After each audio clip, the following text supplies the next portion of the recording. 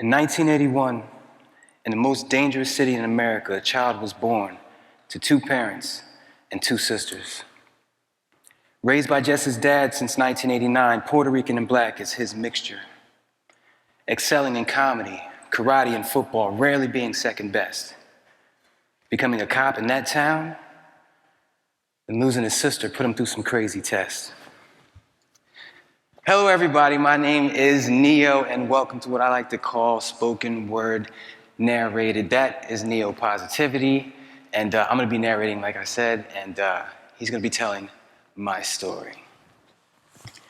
Since a young boy curious about the brain, the answer to life, and all those things, he saw a movie called The Secret, and like Red Bull, he grew wings.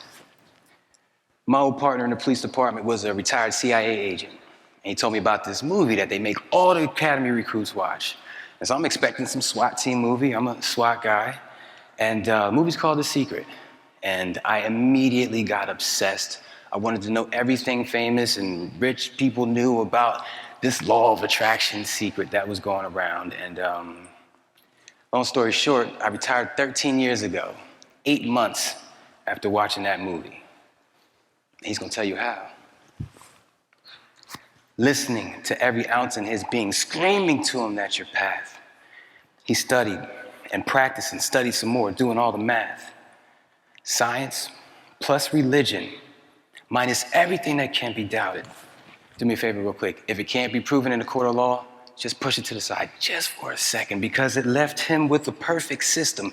Every answer was unclouded. No need for blind faith, no answers he should chase. He tried it, and it worked religiously. Soon all his troubles were erased. For those of you who don't know what the law of attraction is, I'll just sum it up for you real quick like this. If you ever thought about somebody or had a conversation about somebody you haven't seen in a while, and they end up hitting you up a couple days later, or any situation where you find yourself saying, man, I was just thinking about that. Well, that energy transfer, that magic, whatever you want to call it, that calls them to call you, you can use that to get more than a phone call.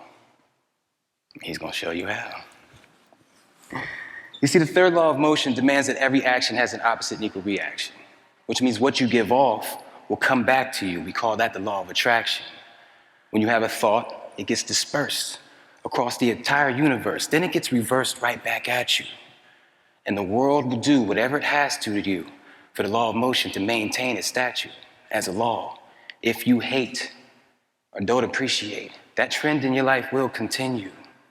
If what you've been doing doesn't have you excelling, you should look into a different venue.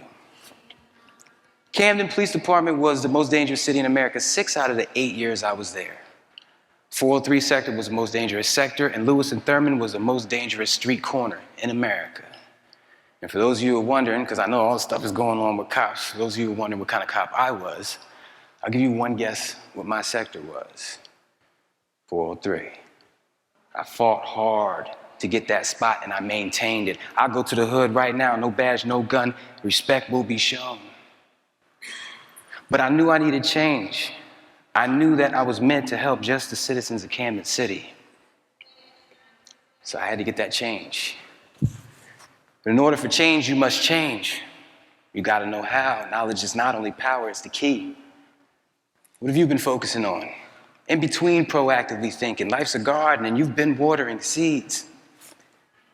Do me a favor, picture this, whole bunch of flower pots in front of you, right? And every thought you have is putting one drop of water into the flower pots. Things I like about work, things I don't like about work. House, spouse, car, Facebook, okay?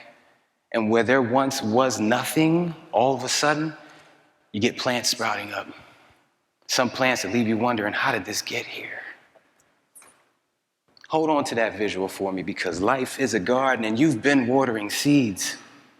And when they bloom, don't be surprised if what's in front of your eyes is the same thing you see daily or worse. Negative thoughts breed negative outcomes. Positive thoughts breed positive outcomes. Thoughts become things, can be a gift or a curse. Unfortunately, not a lot of people know about this. Not a lot of people know about these rules. So they continue to suffer mentally and then physically. Like the times he was worried that his car would break down, and it did. The law of motion struck again. Other times he was worried that the ones that he trusted weren't being such good friends. Or the millions of times that he meditated on a good life where he never had to work again. And now that's the life that I live, because I watered that seed despite the fact that I was broke with no ends. Give you a real quick example. Wendy's dollar menu, bowl of chili, okay? Right behind that, go to the Chinese store, $1 white rice. White rice and chili, 3 or 4 days a week for me and my 2 younglings. The other days we go eat at my dad or my sister's. And we all been through our stuff. But listen carefully what I said. Times were tough. He could have been sad, mad, and furious, chest full of pain. But he knew that if he let the negative thoughts play out, he'd only be manifesting those same things. So when the chips were down, he was up. When life told him he was stuck, he said, no, I'm in control of my thoughts. And since thoughts become things, I have all control. That makes sense. But that's not what we've been taught. I love my parents to death. They did a great job. But I was kind of raised opposite of this. I can't help but think how things would be if I knew this earlier, if they knew this earlier. I have 3 kids now, and I raised them in the law of attraction, and it shows. Because every single second of every single day of our lives, these rules like gravity are inescapably followed. You're doing it right now. He always says, show me your predominant thoughts, and I'll show you your tomorrow. But controlling one's thoughts is the hardest occupation a man can have according to both science and religion. So yes, it'll be tough.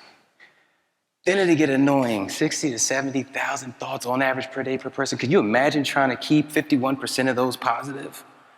That sounds annoyingly, impossibly difficult, but it's actually not that hard. There's some reprogramming that you do with your brain, and you kind of make it autopilot, and I'll tell you what, Saturday, right here on this stage, we're gonna talk about some more of that, all right? So I'll see you on Saturday. So yeah, it'll be tough. Then it'll get annoying, but more than worth it if you make it your mission. Can you imagine a world where everyone heard this and tried just a little bit harder to be more positive each day? The positivity would spread. We all know how good vibes work. Plus the seeds that they water would be on their way. The rich keep getting richer. The poor keep getting poorer. Fear is one thing that can make people change. When the negative thoughts kick in, end it. Play it out with your ending. Know the outcome and remember life's game. Watch the seeds that you water. Your life is now changed. This right here has been my greatest movement. And I welcome you all. That's why I'm here. Thank you.